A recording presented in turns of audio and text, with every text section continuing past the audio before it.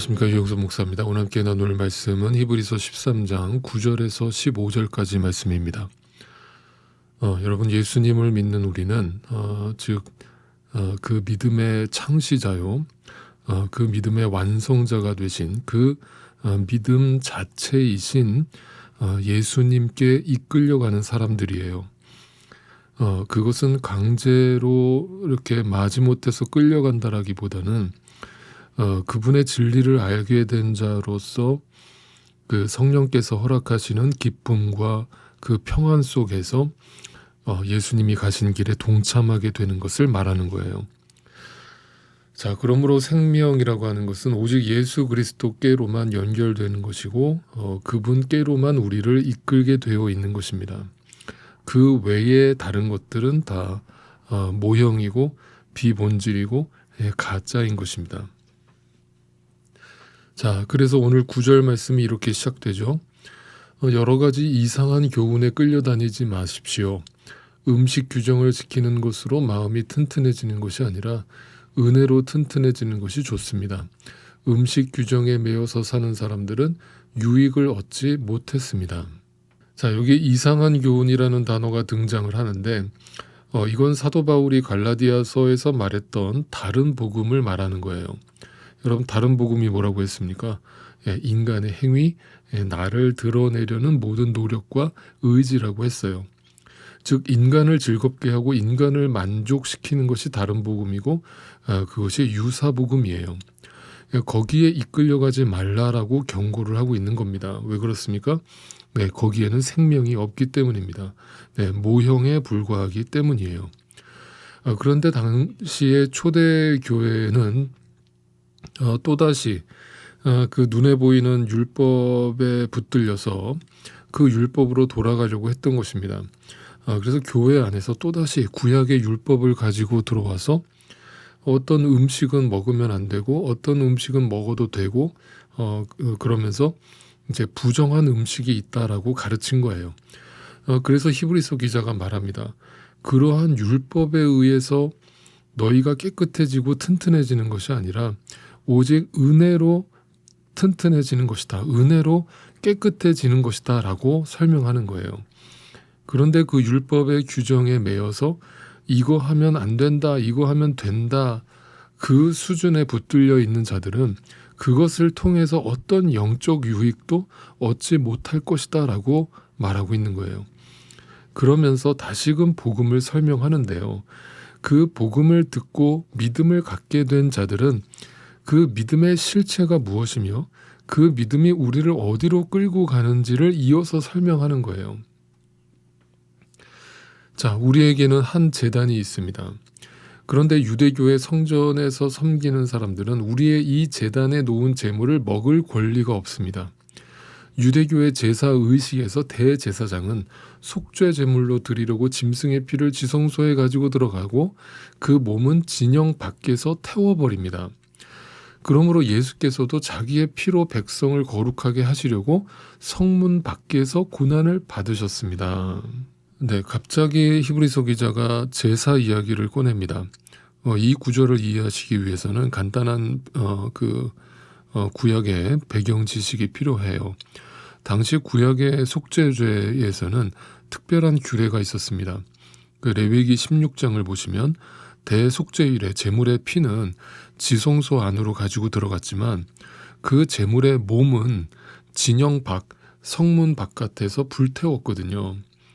이것은 뭘 상징하냐면 죄를 짊어진 그 희생물은 공동체 바깥으로 내어 쫓김으로 인해서 하나님으로부터 저주를 받았다라는 것을 의미하는 거예요. 그런데 그 구약의 율법을 히브리서 기자가 지금 예수 그리스도로 풀어내고 있는 겁니다. 다시 말하면 복음으로 설명하고 있는 거예요. 다시 말하면 그 제사법이 예수 그리스도의 모형, 그림자였다라고 설명을 하는 겁니다. 왜 그렇습니까? 예수님이 성문 바깥으로 내쫓겨서 십자가에서 죽으셨잖아요. 그죠? 나무에 달려 저주를 받으셨잖아요. 그런데 그 예수님의 죽으심이 우리에게는 생명이 되고 그것이 바로 우리 안에 허락된 믿음이 우리를 이끌어가는 길이라고 설명을 하는 것입니다. 자, 그리고 또 12절을 보세요. 그러므로 예수께서도 자기의 피로 백성을 거룩하게 하시려고 성문 밖에서 고난을 받으셨다라고 얘기하죠. 그러니까 예수님은 예루살렘 성 안에서가 아니라 성문 바깥에서 십자가를 지셨다라고 분명히 말합니다. 즉 구약의 제사법을 모형과 그림자로서 그것이 단순히 어떤 장소의 문제를 말하는 게 아니라 성문 밖에서 저주를 받고 죽임을 당한 예수 그리스도를 설명하고 풀어주기 위해서 우리에게 주어졌다라고 말하고 있는 것입니다. 그 성문 밖은 버림받은 자리를 말하는 것이고 수치의 자리, 고난의 자리, 저주의 자리를 말하는 거예요. 그래서 예수님은 제물이 되셔서 성문 밖에서 불살라지는 것입니다. 그런데 그게 저주를 받는 것처럼 보이지만 그것이 생명의 길이라고 설명하는 거예요. 그런데 문제는 이제 우리 인간의 눈으로 보면 이 예수님이 당하신 저주가 말 그대로 좋아 보이지 않는 거죠. 여러분 단도직입적으로 물을게요. 여러분은 성문 안에 있기를 원하세요? 성문 바깥으로 쫓겨나기를 원하세요? 당연히 성문 안에 있기를 원하죠. 성문 안에는 눈에 보이는 아름다운 성전이 존재하고 거기에는 대제사장과 율법주의자들이 자기 자리를 꿰차고 앉아서 왕 노릇을 하고 있는 것이죠. 종교 노릇을 하고 있는 거예요. 그들은 거기를 천국이라고 생각하고 거기에 하나님이 역사하시고 임재하신다라고 철석같이 믿고 있었던 거예요. 그러니까 누가 봐도 그 성전 안에, 성문 안에 그 예루살렘 성전이 하나님 나라요 천국으로 보이는 거예요. 그런데 성경은 그러한 우리의 인간의 시선과 정반대되는 이야기를 하는 겁니다. 지금 히브리서 기자가 그 성문 바깥의 세계는 그 제물의 완전한 희생을 믿는 믿음의 세계인 반면에 그 성문 안의 세계는 그 제물의 완전한 희생을 믿는 것이 아니라 제사라는 의식과 그 인간이 만들어 놓은 율법과 인간의 행위와 의지와 그 노력과 업적을 바라보는 인간들이 만들어 놓은 세계라는 것을 설명하고 있는 거예요. 자, 그렇다면 우리에게 하나님이 주시는 믿음이 허락되었다면 우리를 어디로 이끌겠습니까? 성문 바깥으로 이끌까요? 성문 안에 머물게 할까요? 우리를 성문 바깥으로 이끄는 거예요. 거기가 광야예요. 골고다예요.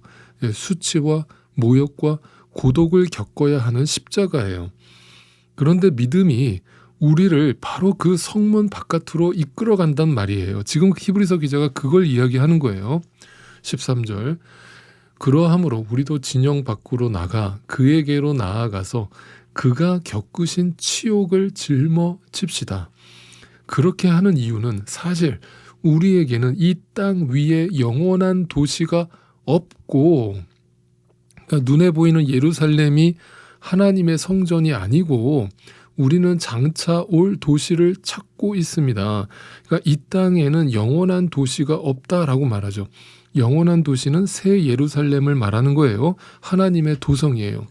그런데 인간들은 그 눈에 보이는 예루살렘 성전을 그 성전이 영원할 거라고 생각하면서 거기에 머물면서 그 안에서 온갖 인간의 행위와 노력으로 치장된 율법을 지키면서 하나님을 믿는다라고 착각을 하고 있는 거예요. 그게 율법주의라는 거예요. 거기에는 영원한 도시가 없다는 걸 믿음이 허락된 사람들은 보게 된다는 거예요. 그래서 장차 올 영원한 도시를 바라보며 그 믿음이 우리를 어디로 이끌어 가는가를 확인하게 되는데 우리를 진영 바깥으로 끌고 가는 거예요. 성문 바깥으로 끌고 가는 겁니다.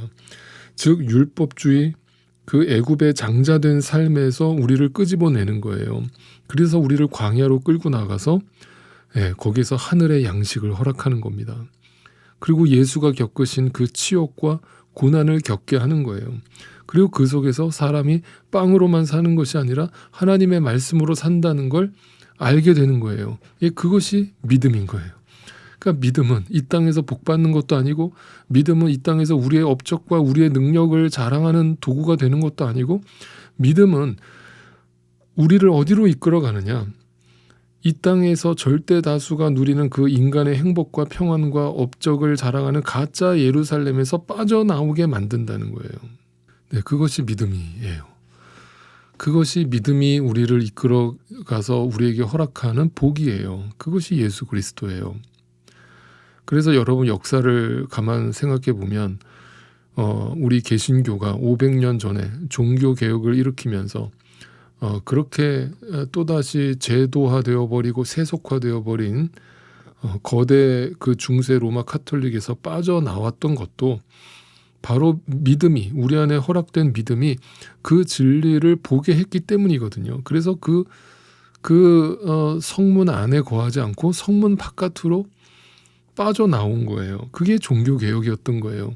그런데 보세요. 500년 만에 개신교가 또다시 변질됐잖아요. 그죠? 또다시 중세 로마 카톨릭처럼 인간의 행위와 업적과 눈에 보이는 영광으로 오늘날 교회들이 가득하잖아요. 그 안에 예수가 없거든요. 네, 아무리 주여 주여 하는 자들이 많다 할지라도 그 안에 예수의 본질이 없어요. 그건 뭘 말하냐면 뭐예요? 이 땅에는 해 아래 새 것이 없기 때문이거든요. 인간이 죄인이기 때문에 똑같은 인간들이 모여서 만들어내는 것이라고는 그 똑같은 죄의 반복일 뿐이에요. 그러니까 우리는 끊임없이 오늘도 하나님의 말씀에 의해서 개혁되어지지 않으면 우리에겐 소망이 없다는 걸 말하는 거죠.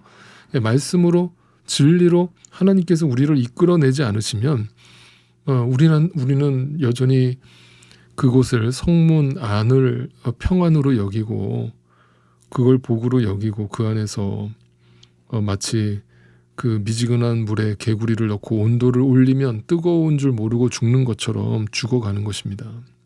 여러분 왜 그렇습니까?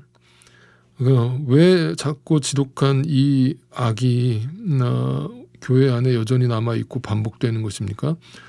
사탄은 교회 바깥에 있는 것이 아니기 때문이에요. 사탄은 우리 밖에 있는 어떤 존재가 아니에요. 우리 안에 있는 겁니다. 우리 안에 악이 있단 말이에요.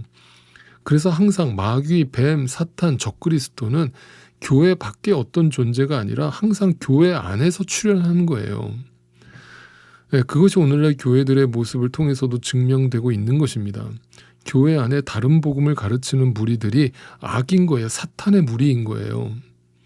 그런 무리들 가운데 우리는 어떤 식으로든 빠져나와야 사는 것인데 우리의 노력으로 빠져나올 수 있는 게 아니라 우리에게 믿음이 허락되면 그 믿음이 우리를 성문 바깥으로 이끌어 간다는 거예요. 그런데 그것은 절대 눈에 보이는 복이나 평안이 아니에요. 그렇게 믿음에 사로잡힌 자들은 오직 예수님에게 붙들려서 그 믿음에 의해 이끌림을 받아 어제 나눈 말씀대로 이 세상에서 전혀 환영받지 못하는 존재로 수치와 모욕과 무시를 당하다가 성문 바깥으로 쫓겨나 거기서 예수처럼 죽게 되는 것입니다. 여러분 이것이 은혜라고 성경이 가르치고 있는 것입니다. 오늘도 바라옵기는 아들의 영, 예수의 영, 하나님의 영이 우리를 성문 바깥으로 이끌어 그것에서 예수가 당한 치욕과 모욕과 핍박을 받으며 예수와 함께 죽고 예수와 함께 다시 사는 그 진리 안에 거하게 되기를 간절히 소망합니다.